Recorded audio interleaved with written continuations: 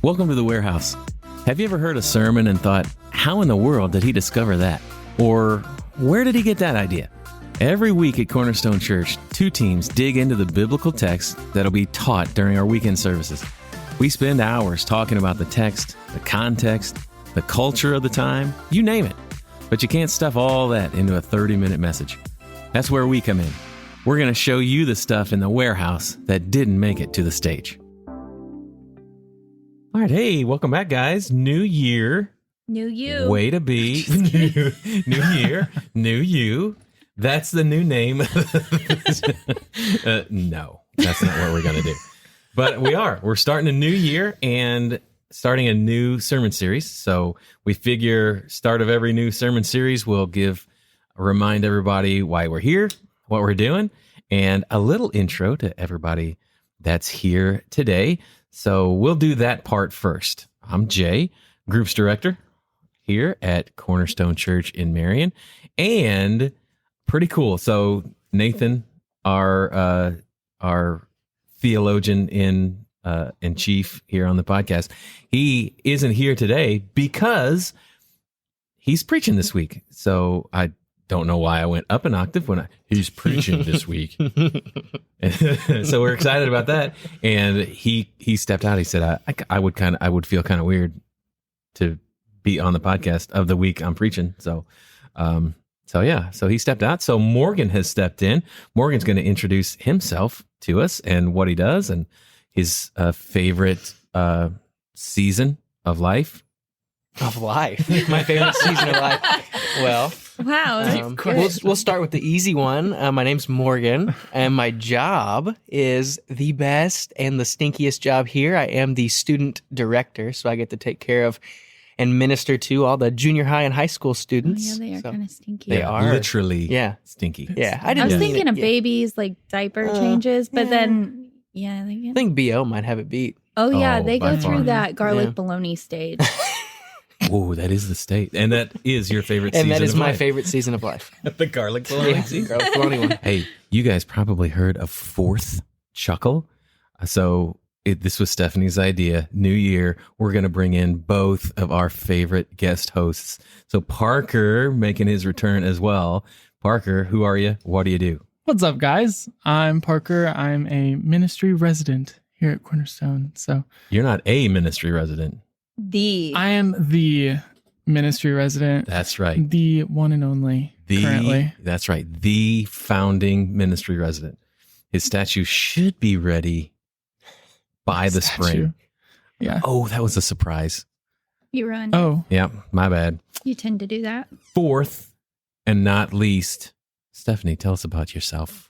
My name is Stephanie. I am the Adult Ministries Administrator. I always have to think of my title. I really don't like it that much. Oh. I'm just kidding. I'm just kidding. Or the job? Yeah, No, you I heard it love first. my job. My job is like the best. I couldn't be happier with it. But my title, I struggle saying it because I'm like adult ministry. administry. Adult eye ministry. Adult ministry administrator. The AMA. The AMA. Ooh. Yes. So if you guys have an upgraded job title for Stephanie, send it in. Warehouse at cornerstone.team. Yeah. All right, guys. Once again, new sermon series, and it's fun. We're going to start this sermon series off. We're going to be in the book of Matthew. And what's fun about that is during Advent, we spent some time in Matthew as well. So it's kind of like we're just trailing right in. Yeah, trailing right in, reconnecting with an old friend that we just saw last week. So, Matthew 11:25-30. And I just realized I say it like you guys are going to be opening up your Bibles too, but I mean, most of you are like riding in your car. That's not true. Some people could be at home having this open, making notes. That's I've done very that true. many times, listening to podcasts and then pausing it and then writing down the thing and then hitting man. play. You're one of those people. Yeah. Yes, I am. Ooh. I don't think this is something new or profound that you guys are finding out about me. I'm usually mowing. Mowing. Yeah. When you're listening and then to I a gotta take my podcast? gloves off and go back because I didn't catch what that was. You I wear was, gloves. when That's you're what I home? was just going to ask. You wear gloves? instead of sunblock. Hey, I wear 'cause gloves. I get burnt. when I mow. Your hands get burnt? Interesting. That's a thing? On my rider for 4 hours. Okay. It's a big yard. Yeah. I don't wear sunscreen. And that has a lot to do with Matthew 11, 25 to 30.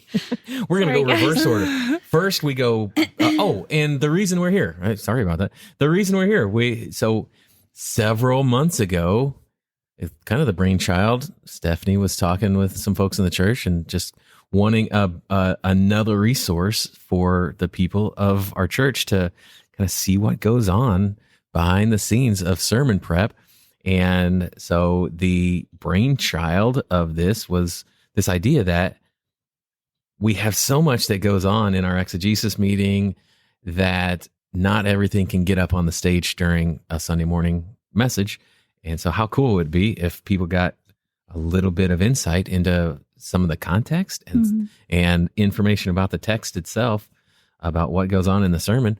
And then we started releasing like on Thursday, right? Wasn't Thursday our first release day? Friday. Was it our Friday? First release day, and then we moved it to Yeah, Wednesdays. moved because several people started listening and were like, oh man, we listened before, so that like the super heady stuff, we can kind of start chewing on that a couple days before, and then we can just go right into like the application and how it really affects our lives during the message, and we don't have to think about, now what in the world is a Thyatira?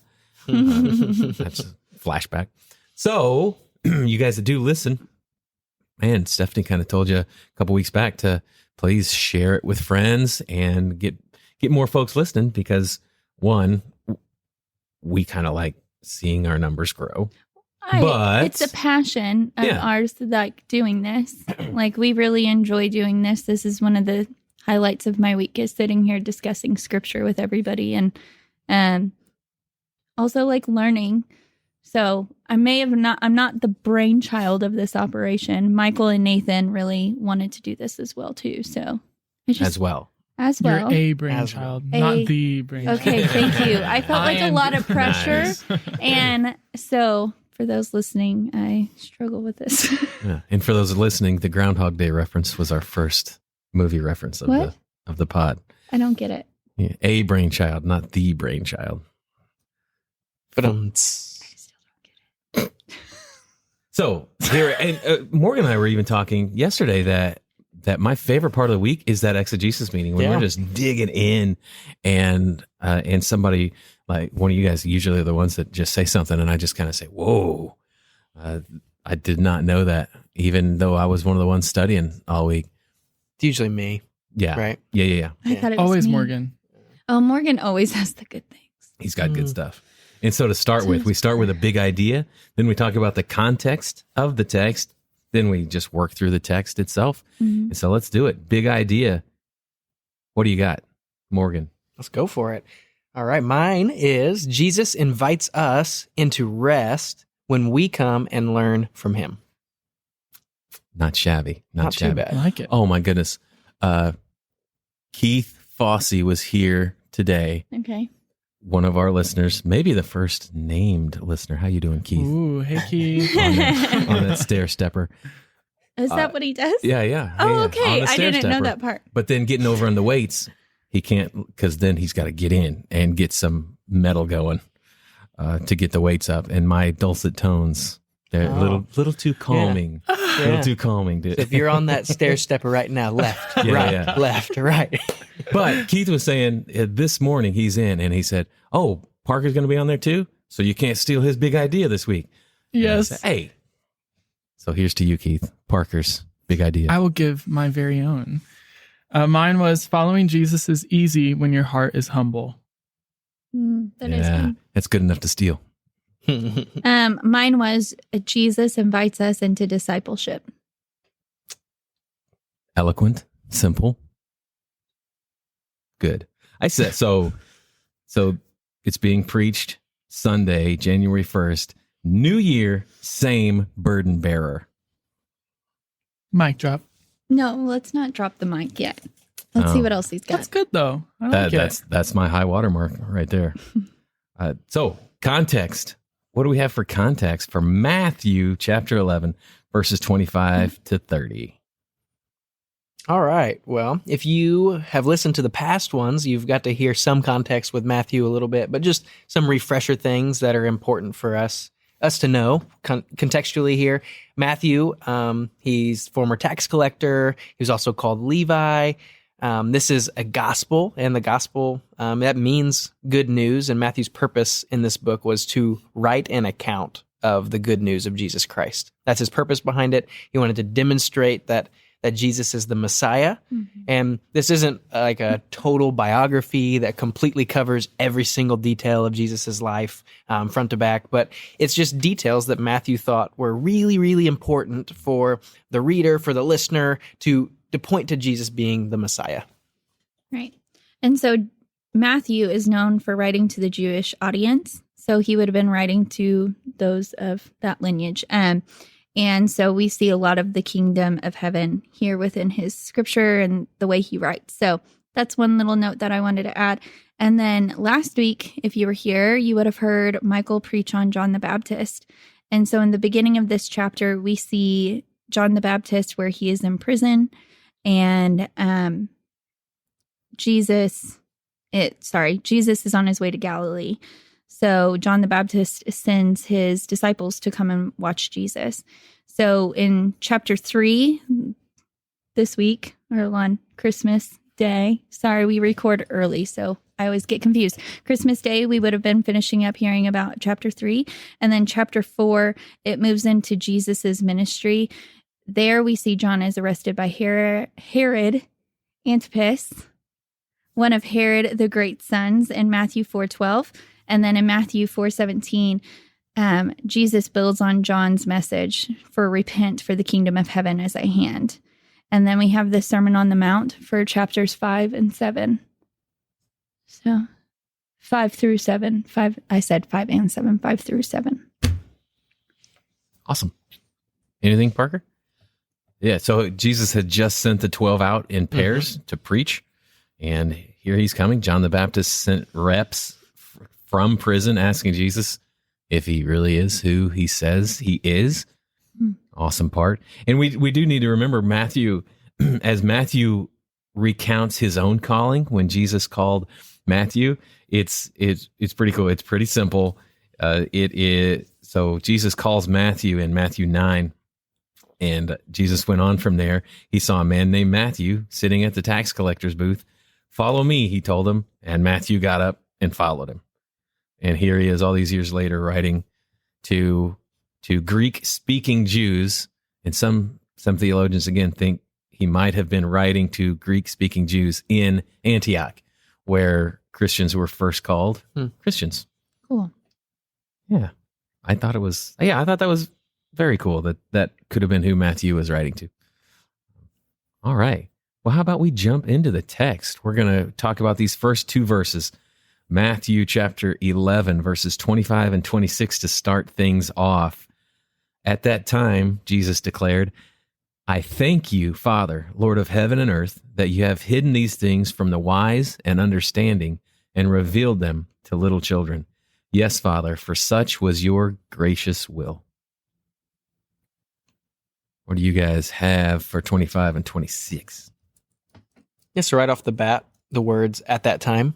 We see that for us in English translation, how we might see that is literally at that time. But this is a looser connection than what our translation might suggest. It more or less, it provides this bridge from one event to another. It just signifies that there maybe was some time passed, but regardless, this was something that it happened after the events of the passage before. It occurred. It didn't necessarily occur immediately after, but it happened after the previous message and previous passage. And also, I think Matthew he's using something here with that at that time to connect it to that passage that's right before it, where Jesus is calling out those cities in Galilee who had seen his miracles. They had seen the things that he had done, and they still rejected the gospel, rejected him and what he was teaching. Oh, man.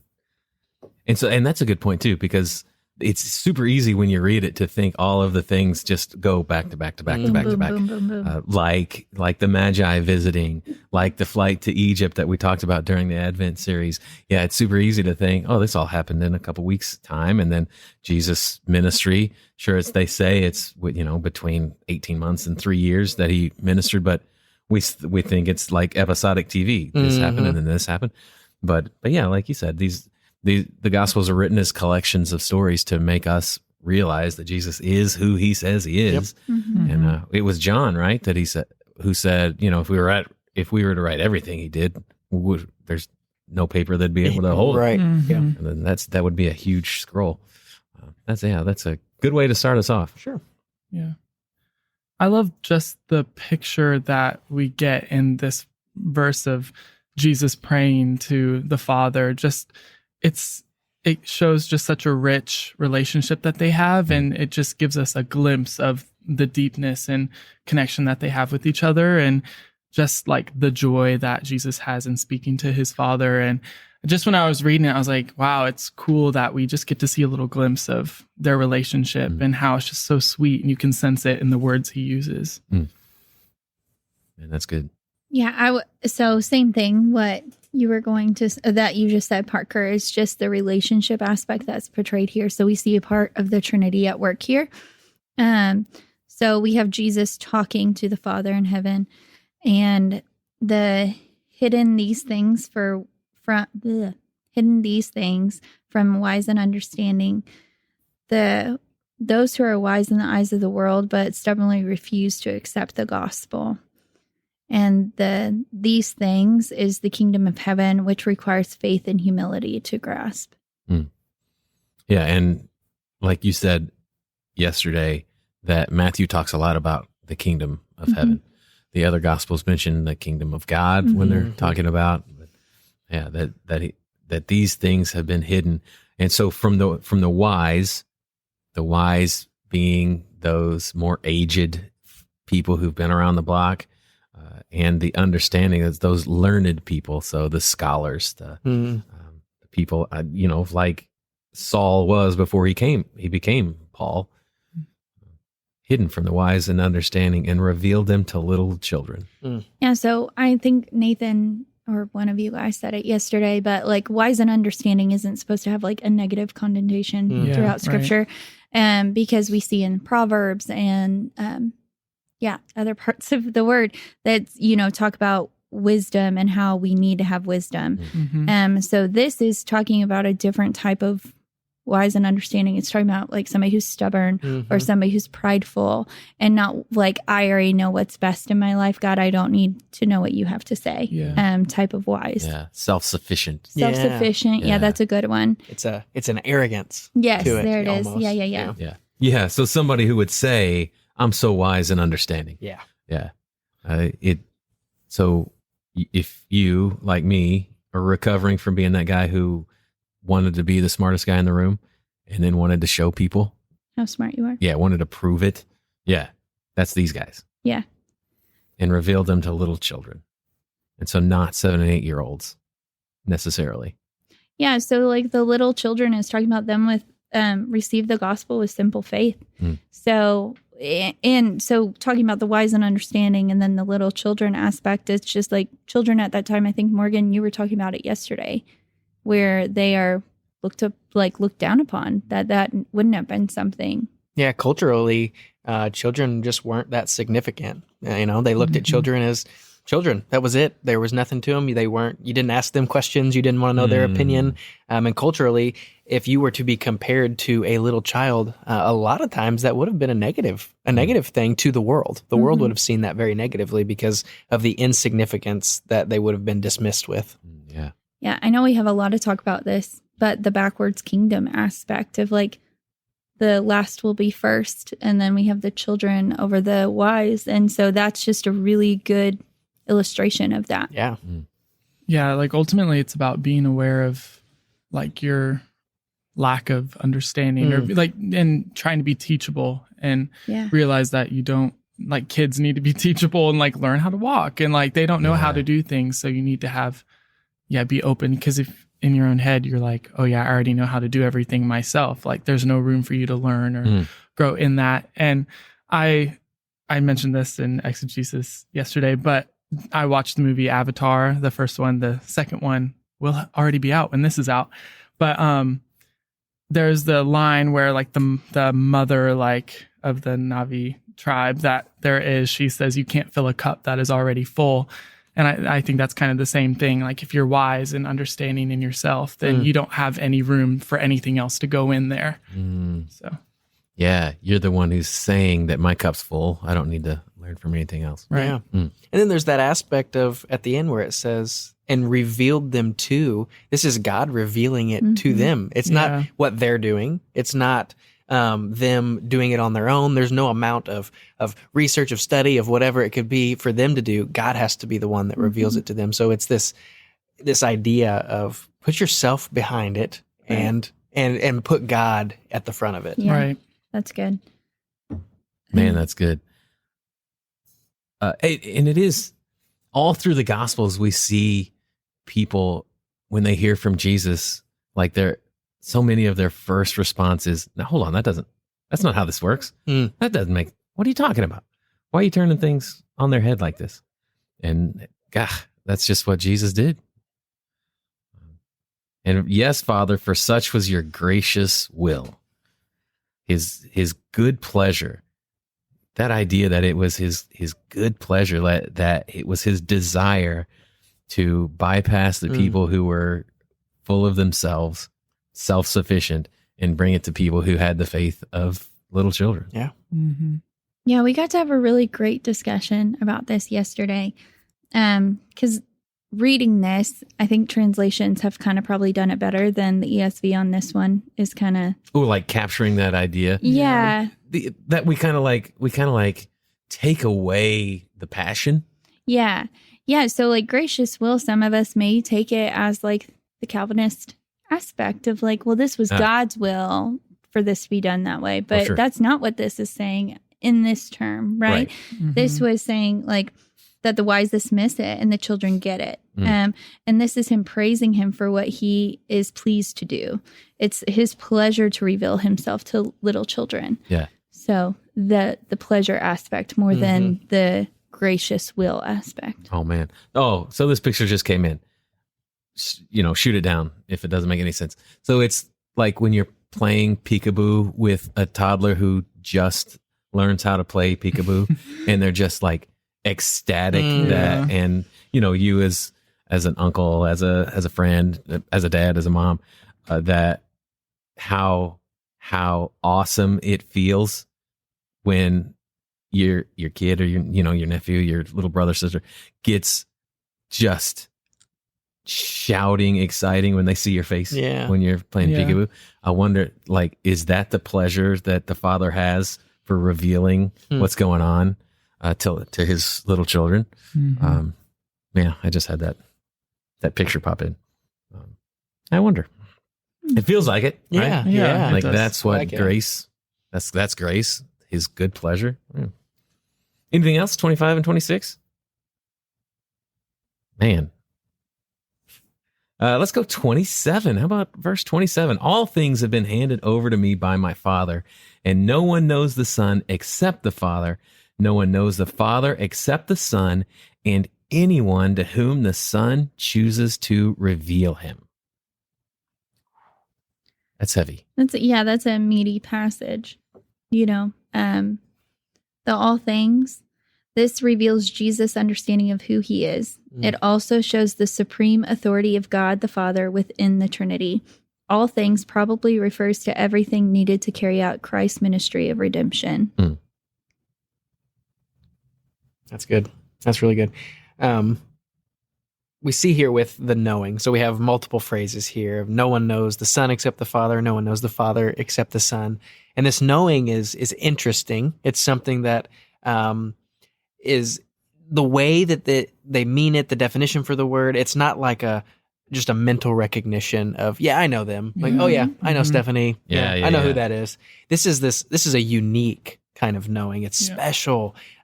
It's one that only the Son has for the Father, and vice versa, that we see here. And the Greek word that's used there, it involves like this intimate and the fullest acquaintance of someone. It's not just I know that person. This is a matter of like a personal relationship, which I think is really cool. It's not just saying that, yeah, the Son knows the Father and the Father knows the Son. Man, they know each other. It's a relationship. It's big. Oh man. And it's so Nathan pointed it out in our communicators meeting today, but there's a transition here where he says, all things have been handed over to me by my Father. He's now talking to the people around him. Where in verse 25, he's talking to 25 and 26, he's just talking to the Father. And then in front of people, but yet the 27 is him turning and talking to them almost in a way. And then as you're just to kind of fully go on more with the intimate relationship that they have here, it is a unique relationship that has been eternally existing within one another. So this is not just some surface level relationship that they have. It is intimate. It is unique. And it's a kind of knowledge that only the divine has. Yeah. Yeah.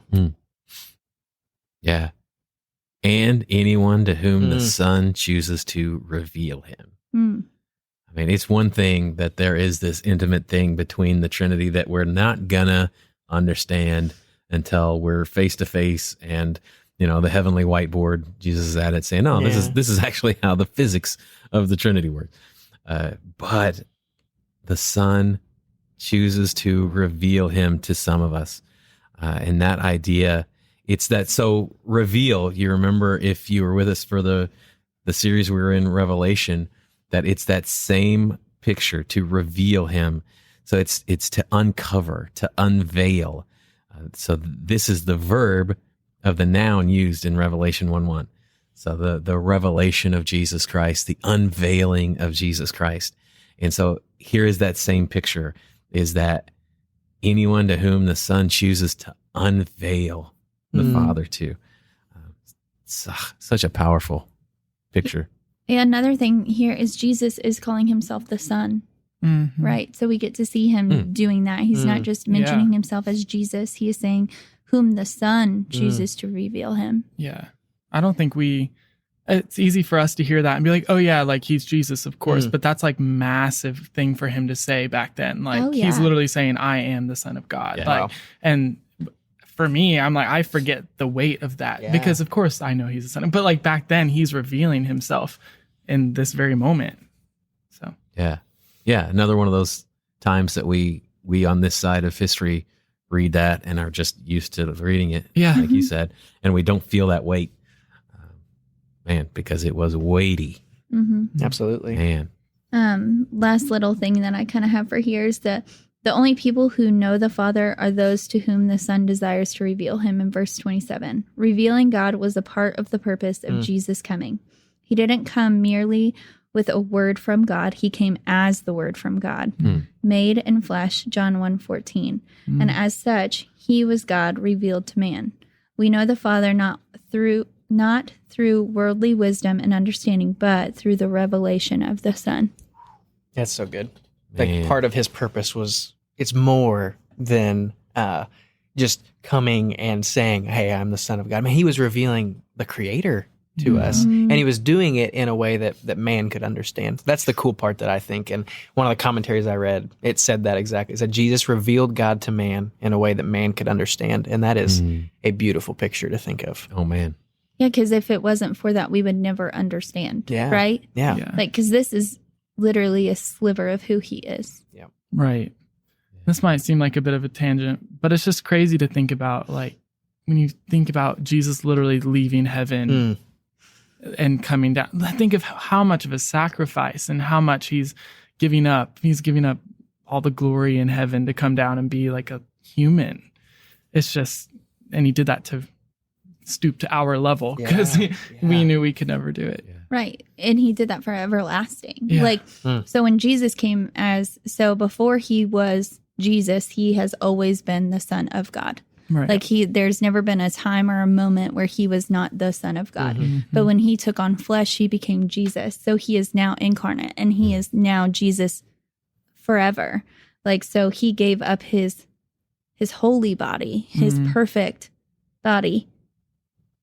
To take on flesh. Yeah. Yeah. His heavenly body. There's the word I was looking for. Yeah. Yeah. Man. Wow. Anything else? 27? Yeah. So 27 ends with no one knows the Father except the Son, and anyone to whom the Son chooses to reveal him. And into verse 28, come to me all who labor and are heavy laden, and I will give you rest. The next few verses are my favorite verses in the Bible. They've been definitely been a balm to my soul over the years.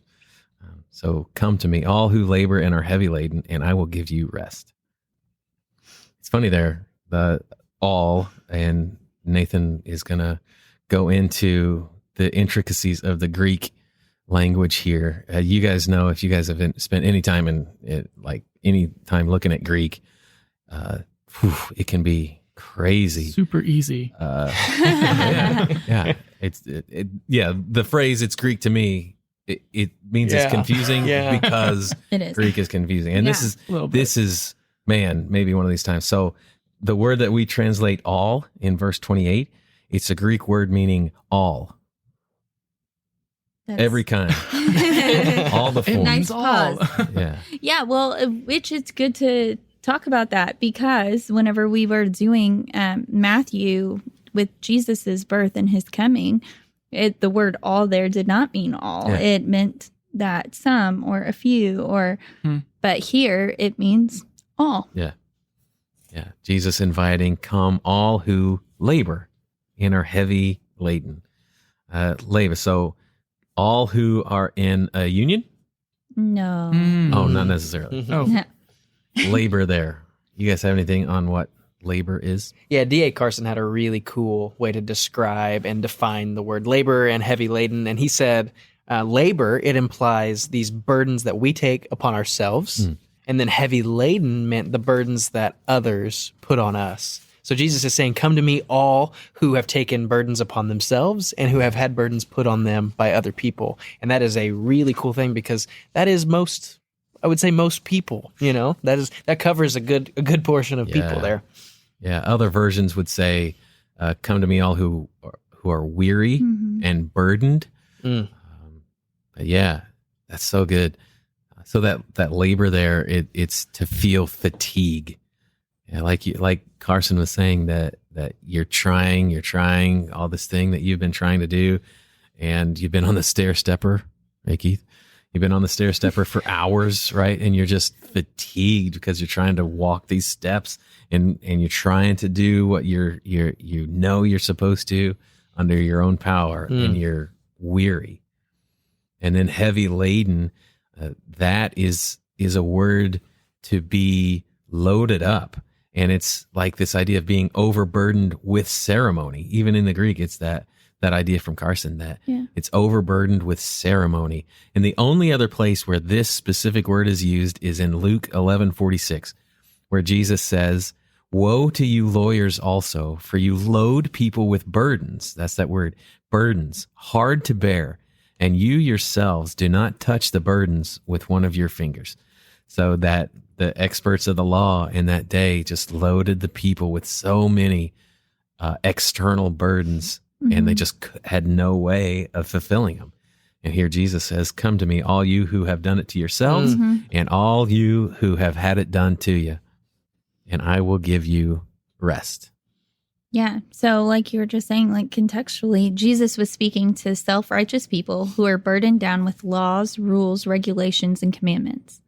This refers to the first instance to those oppressed by the religious legalism imposed on people by scribes and Pharisees. So it's like good to hold on to that contextually, but still we can feel that today in our world of like modern day of feeling the weight that we put on ourselves and the weight that others put on us, whether it's expectations or, Yeah, we had this conversation today in the communicators meeting about, who in the room is this message going to be hitting? And we were kind of, it's Stephanie mentioned new people who are coming and trying to work this thing out and what it means. And I was kind of hitting on people who have been around for ages, but staying hidden in the big numbers and come in a little bit late and leave a little bit early because man, oh man, for some, it's because weary and burdened. And man, I just don't have the emotional strength to dive in anywhere because I don't think I have what it takes. And are you going to put more burden on me than I'm already putting on myself?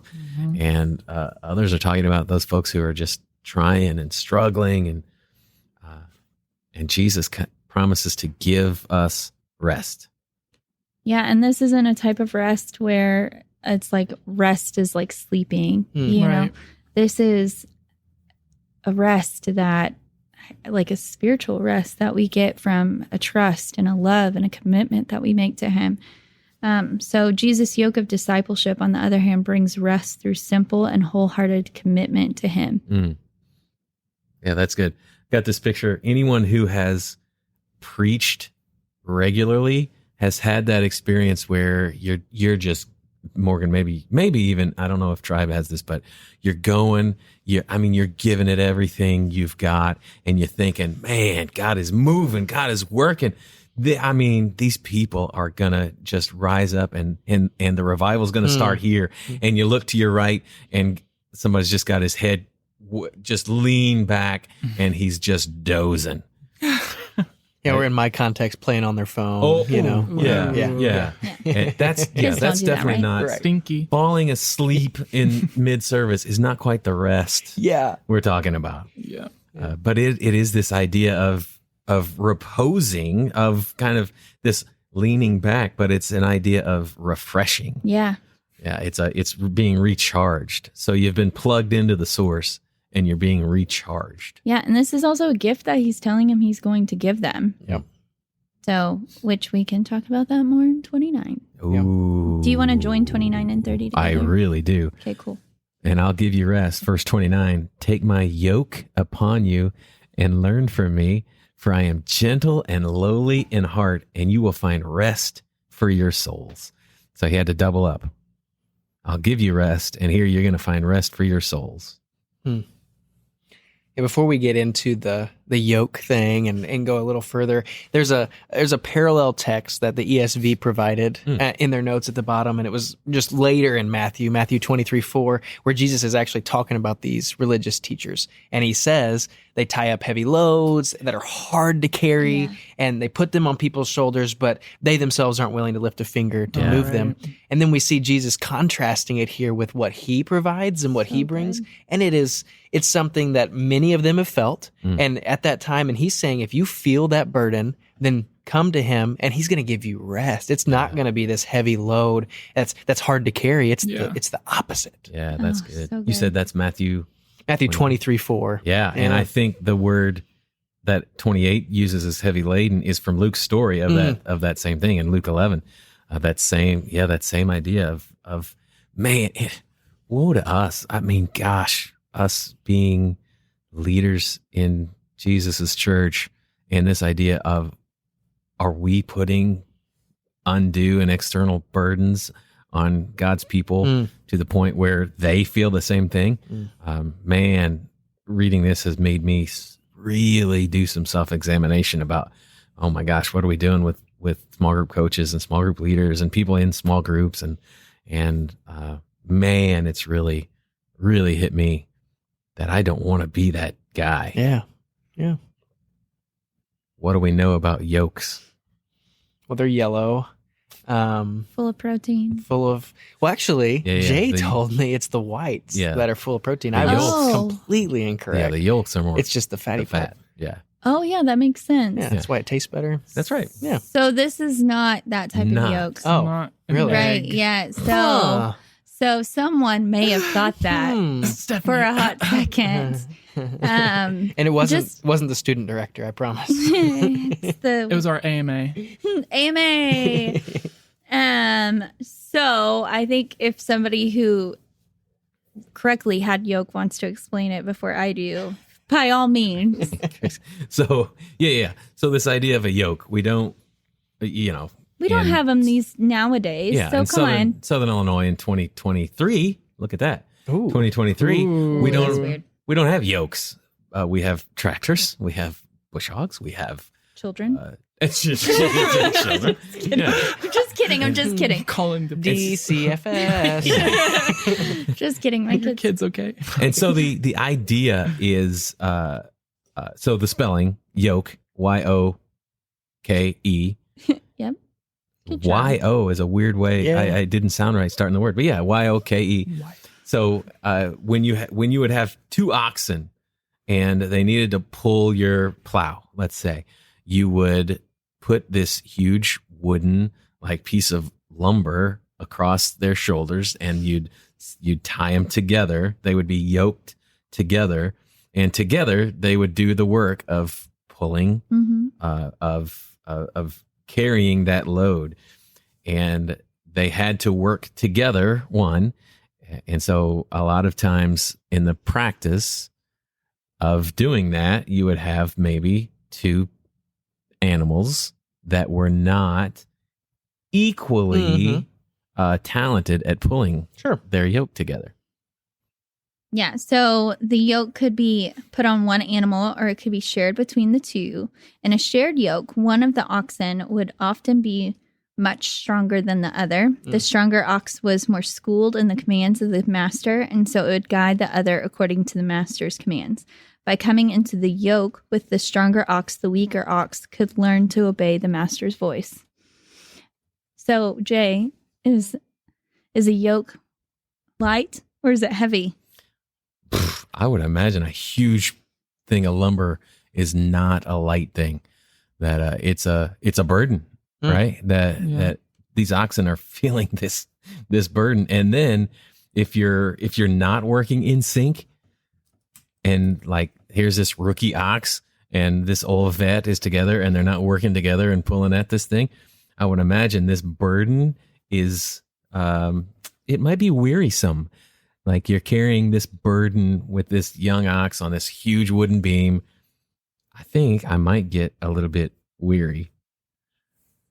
And so Jesus That was comes. good. That was good how you did that. Thank you. I'm very seasoned. And so Jesus says, "Take my yoke upon you and learn from me." But I want to say, wait a minute. Let's back up. I thought verse 28 says, "And I will give you rest." You told me you're going to give me rest, and I'm going to have to take this yoke upon me? Yeah, What does that exactly. mean? I'm going What to does give that you mean? rest. Now, Come on. Now get to work out in the field, Right. you ox. Yeah. So the word learn there, it's important. It is a similar word that is translated to make disciples in the Great Commission. Later we see that in Matthew 28:19. That's where Jesus is essentially saying, learn what it means to be my disciple, and you will find rest for your soul.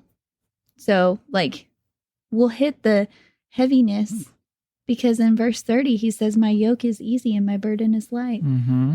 So his isn't heavy. His is light, not like egg whites. Over easy. Yeah. Over easy. That's where it comes from. Yeah, his yoke is over easy. Yeah. Sunny side up. That is where it comes from. They asked Jesus, how do you want your eggs? Over easy. Guys, we're about to dive into talking about a book that a lot of us around the church have read and have been, transformed by the message that it brings. It's a book called Gentle and Lowly, The Heart of Christ for Sinners and Sufferers. It's by Dane Ortlund, Ortlund. If you have not read it, I can't recommend it enough. It singularly a book outside of the Bible. I think it's done more for my faith, my walk in general than anything I've ever written. Gentle and Lowly, The Heart of Christ for Sinners and Sufferers. So what was the big part that really hit you with that book?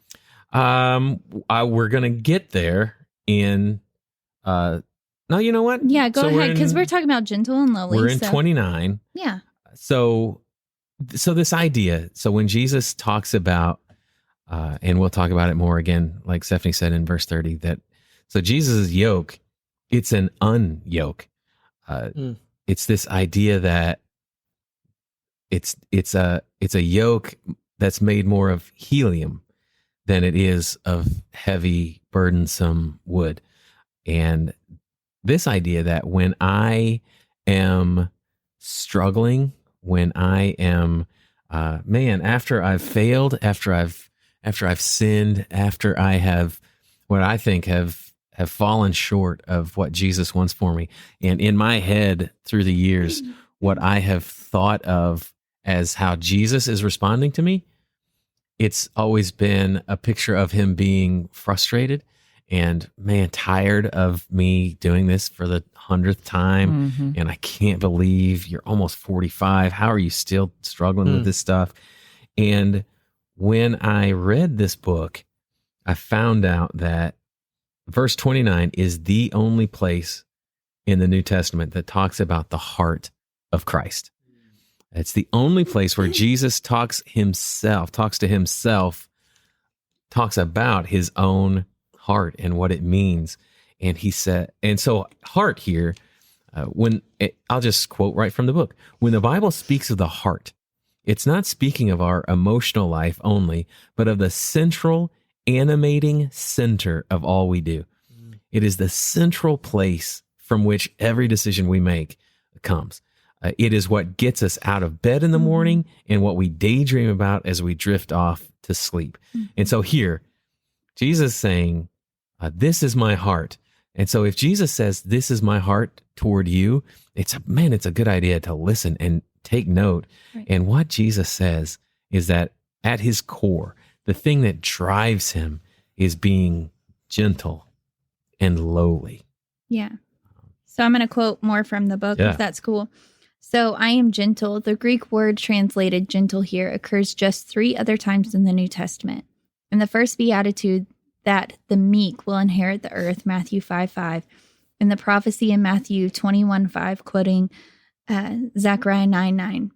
That is, Jesus the King is coming to you, humble and mounted on a donkey. And in Peter's encouragement to wives to nurture more than anything else the hidden person of the heart with the imperishable beauty of gentle and quiet spirit. Meek, humble, gentle. Jesus is not trigger happy, not harsh, reactionary, easily exasperated. He is most understanding person in the universe. The posture most natural to him is not a pointed finger, but open arms. Lowly, the meaning of the word lowly here overlaps with that of a gentle together communicating a single reality about Jesus' heart. This specific word lowly is generally translated as humble. In the New Testament, such as James 4:6, God opposes the proud but gives grace to the humble. Yeah. That's so good. His posture toward those of us who sin, toward his followers who sin, his posture is not a pointing finger, but open arms. So good. Guys, does that hit? Or I don't know if we're going to be able to do a good enough job of explaining just how radical and revolutionary that is. Instead of pointing fingers, Jesus gives open arms to those that fail him over and over. You there driving, at home working, you feel that guilt, right? You feel that when you mess up, that here I go again. Mm-hmm. And yet he doesn't point fingers. He Right. opens his arms up for you to come running. Another quote. Sorry, guys.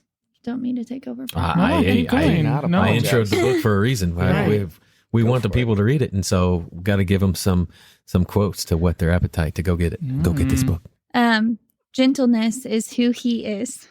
It is his heart. He cannot ungentle himself towards his own any more than you or I can change our eye color. It is who we are.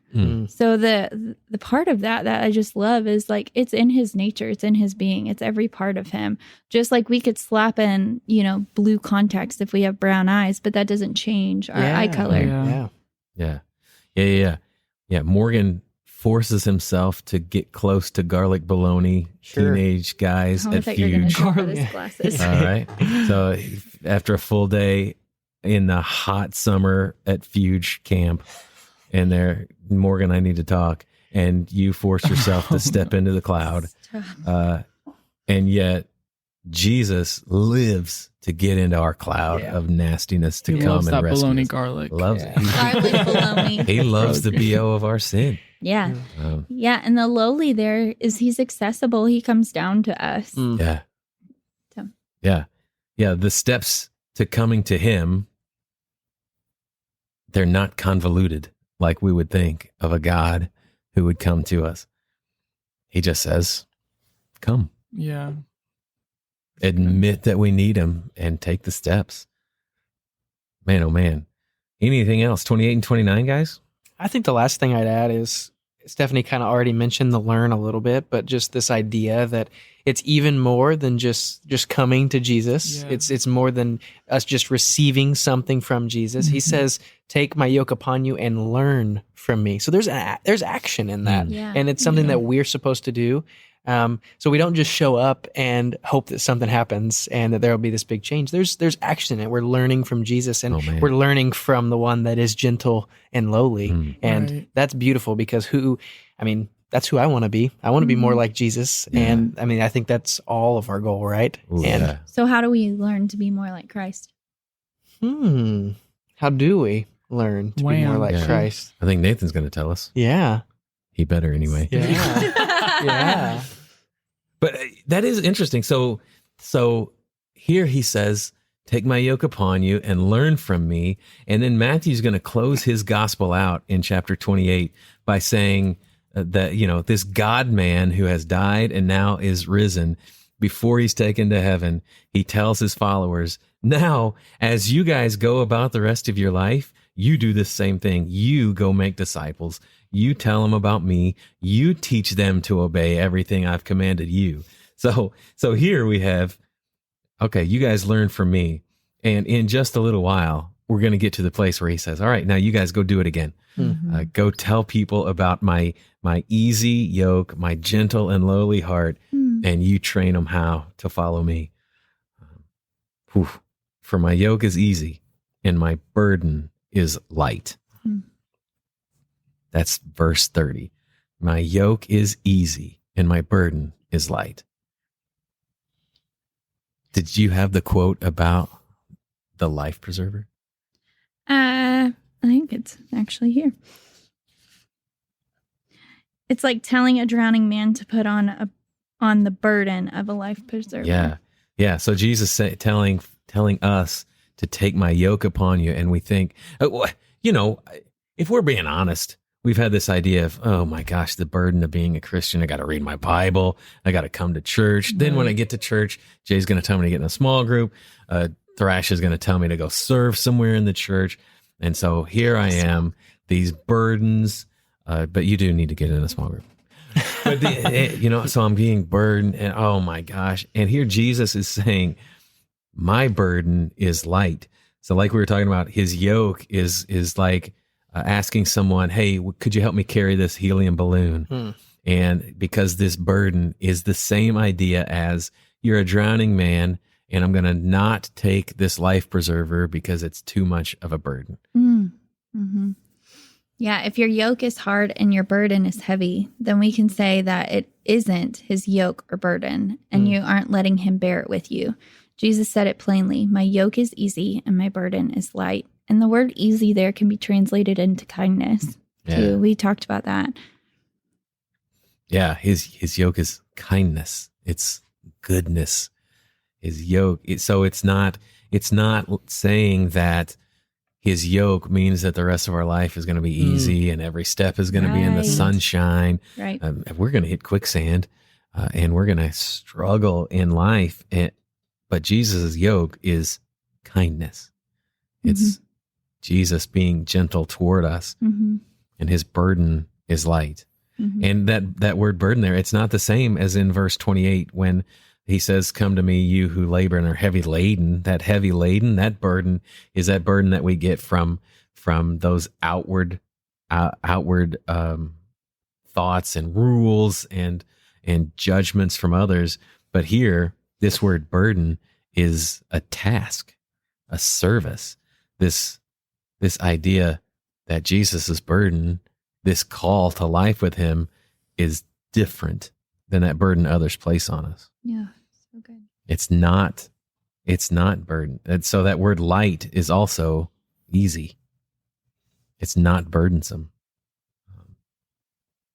Man, verse 30. Anything else, guys? I just had a few quotes from the book. Yeah. He doesn't simply meet us at our place of need. He lives in our place of need. He never gets tired of sweeping us into his tender embrace. It is his very heart. It is who he is. And Jesus said so himself. So it's just, I know we keep talking about this book, but it is super good. And it's been life-changing for some people to just understand that they're not a burden to the Lord, that he loves them, that he loves all of us, regardless if we come to him. He wants us to. He desires us to. He is sitting there with open arms and ready to wrap us up in them. And we just have to be willing to take that step. Yeah. Today, this afternoon, I got this idea that Jesus isn't saying, "Oh my gosh, how many times do we have to go over this?" You've had road rage how many times, and you've said each time, "This is the last time I want to do a pit maneuver on this car. It's the last time that I'm going to honk and lay on the horn. It's the last time." How many times are you going to deal with this? And I was just thinking, that's not Jesus's heart. His heart is, here, come to me. My arms are outstretched again. And how many times me as a dad, 2 teenagers and a preteen, and just in the last month, how many times that I've said, "How many times do I have to say this?" And my voice gets high and my blood pressure gets raised. And man, I got convicted today that Jesus just doesn't do that to us. And that's hard to hear, I think, for some of us, because we have that assumption that Jesus is like us as parents, or like our parents when they got impatient with us. Yeah. And that's just not who he is. Yeah. So, if you hear this today, you ask me, if you see me, ask if I apologized to my kids 2 weeks ago, because I'm going to have to go do that when I get home. So yay.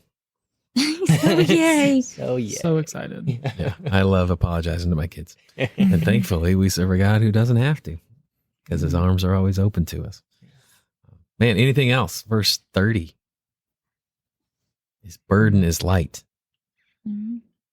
Yeah, I just love that picture of with the life preserver. Not only is it light, it's literally saving the person. Like we are the drowning person in the water, and we are the people that are like, "No, don't give me that burden." But it's like, "I'm trying to save you." That's so good. Yeah. It's not just the idea that he's thrown the life preserver over. He's the lifeguard who swam out to us with the life preserver. Yeah. Here, take this. No. I'm good. I'm good. I'm not going to make it. Yeah. Not only is it just to help us, it's literally to save us. Yeah. Holy cow. Yeah. It's literally to save us. The one time people use that word, and it's right. Literally. Man. Parker, what are you excited to hear? I'm excited to hear.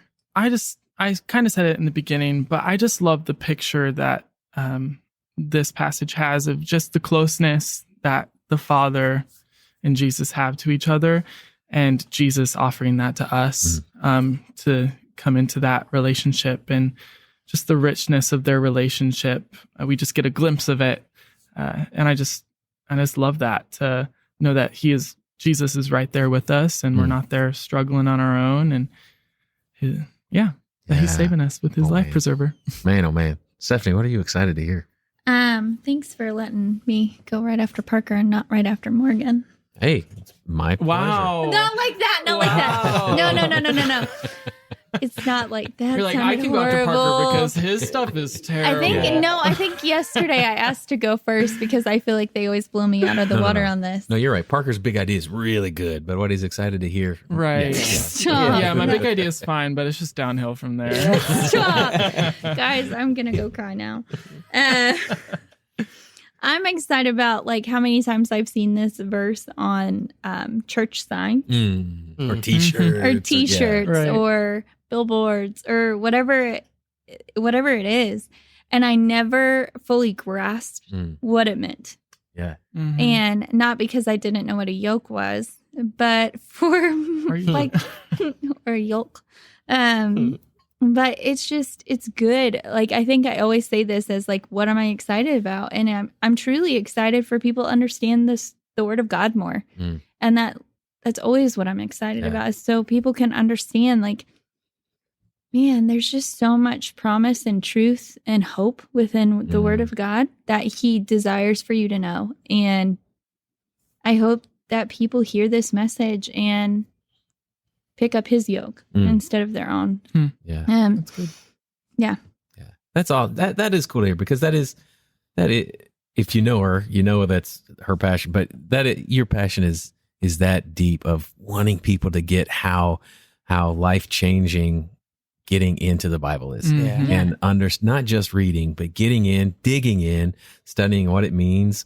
Like we've been going through in these last couple of series, what does that Greek word mean? What does the context for that mean? Yeah. Your passion for getting people to like get what God has for them through the Bible is inspiring. That's totally where my heart is, Yeah. because like it's the knowing aspect, right? Like, how do we get to know him? By getting to know his word and who he is, and we see his character, and it's just been life-changing for me. So, and I know not everybody learns the same way I do or has the same passions or desires, and I get that, but Yeah, that's good. Side note, we didn't plan on this, but so last year, 2022, the church's yearly reading plan through the YouVersion Bible app was hooked into the Bible Project guys. Their plan was one story that leads to Jesus. That's what I did this year. And it has been phenomenal. So we're probably, is this a yearly thing we do? This was my very first year doing a yearly plan. last year was our first year, but it wouldn't surprise me if we did it again. Yeah, cool. So if we do it. If we don't, man, look on the YouVersion app for the Bible, one story that leads to Jesus, because man, it was so cool. Morgan, what are you excited to hear? Yeah, I'm super excited for this idea that how many people sitting in those seats Friday night and Sunday morning, how many people watching online, how many people who listen back to the podcast have felt some of these same things, whether it's church hurt, whether it's burdens that they feel they've been overburdened by the church or by other, people around them that call themselves Christians, or maybe burdens they feel that they placed on themselves, guilty, the guilt that they carry. And how many people are going to hear this message and know that if you feel like that yoke is heavy and it's burdensome and it's unbearable, that's not the yoke of Jesus. Oh, man. That's not the yoke of Jesus. And Jesus tells us what his yoke is, and that it is the opposite of that. And there's no mistaking it. His is light. It's easy. It's kind. It's gentle. It's lowly. And just seeing that is it's so cool to me that I think Nathan's going to do a really good job of portraying that to our people and everyone listening. And I think there's going to be a lot of people who are positively impacted by this. Yeah. Yeah. And Michael couldn't have picked one of us who resembles this passage more than he's not here, so we can brag on him, than Nathan, whose heart for us is gentle and lowly. Yeah, I concur. And man, I'm excited to hear his heart for Jesus's people as he talks about Jesus' heart. Yeah. So good. But yeah, and so January 1st, new year, we've written a list of things we're going to try to accomplish this year. I need to lose 150 pounds before December 31st. I want to learn 2 languages. I want to read 30 books. We have all of these things that we want to go through. And I am super excited about hearing that we can set aside our self-help books and our self-help strategies, and we can take on Jesus's yoke. And we can, this could be the year that we're more like him in December than we are on January 1st. That's good. That's good. So what are you excited about that? That's what I'm saying. Excited about. Okay. Yeah. I just want to make sure. Yeah. Oh, I'm excited about that because that's so been good. that's been my life. By January 17th, I will have set aside the Beachbody DVDs, and yet I can pick back up Jesus's light yoke. Yep. And man, follow him better. Man, Morgan, thanks again for joining us, brother. Thank you. It's always a pleasure. Yeah, Parker as well. Thank you. Thank you. We're gonna need a bigger table as we shoot for 5 in 2023. Wow. Keep adding on. Guys, thanks you for joining us. Here's to a great 2023. If you would, reach out to us, warehouse@cornerstone.team. Man, ask us questions about this text, make some comments about the text. Again, tell us what all of our job titles should change to if you have an idea, not just Stephanie's, all of I'm it. so sorry. Go rate the podcast, comment on it, share it. Man, we would love to have people come up to us and just talk about what they feel like God's telling them through what we've been studying. That they've become somebody who wants to get transformed by the word. Cornerstonechurch.community. Check the website out for more information. Stephanie's always putting together a list of sermon resources to go through. And man, again, that's another one of her passions.